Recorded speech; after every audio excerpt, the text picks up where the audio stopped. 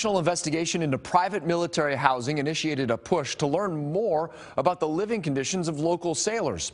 Tonight, a Jacksonville woman who says she was the first to speak up and launch that investigation told her story to Action News Jack's Ryan Nelson. Ryan's live at Naval Station Mayport. Ryan, leaders there want to hear from sailors about their living conditions.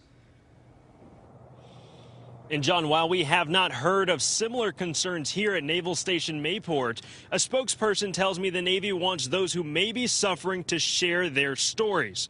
Now, the woman you're about to meet tells me her military housing story began several years ago, and she carries it with her to this day. 7 years. It's just where we were in the paper about what was happening. Of memories. I've lived it. I've lived the nightmare. So I know exactly what they're going through. Federico tells me she, her husband, a retired Marine, and her stepdaughter moved into a mold-ridden military housing property in Norfolk, Virginia in 2010. We had mold in our home, and we had water intrusion through our home. These are images from her home in Norfolk in 2010. She sought help from Congress before ultimately taking her housing provider to court.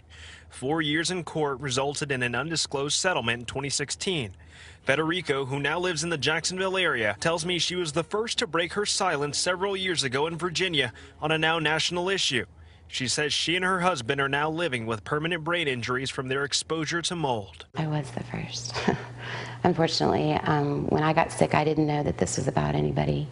We had lost everything. We told you Friday when the Navy announced a survey for sailors to share their concerns about private military housing.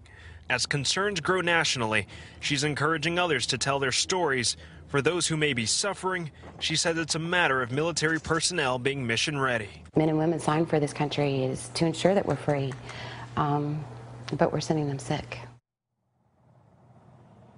And coming up all new at 11, Federico shares her opinion on why it may be so hard for military personnel and their spouses to speak up. Reporting in Naval Station Mayport, Ryan Nelson, Fox 30, Action News Jax.